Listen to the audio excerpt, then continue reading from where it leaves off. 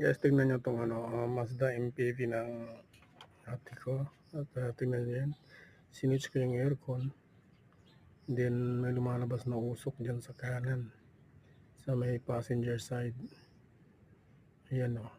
Wala naman lamig. Hindi siya gaano malamig.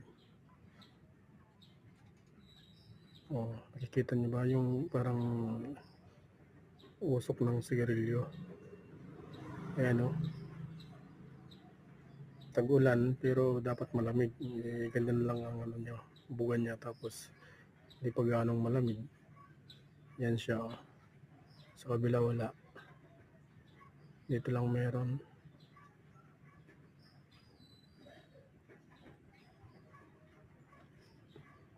Umuusok siya puti Yun ang problema.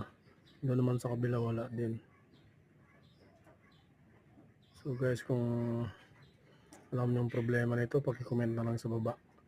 Laking tulong na rin kung ano yung problema nito at papayos ko. Ayan, Flying B. Mahal yung gas ngayon, 54. So guys, thanks for watching and suggesting. Sana makatulong kayo sa comment sa baba.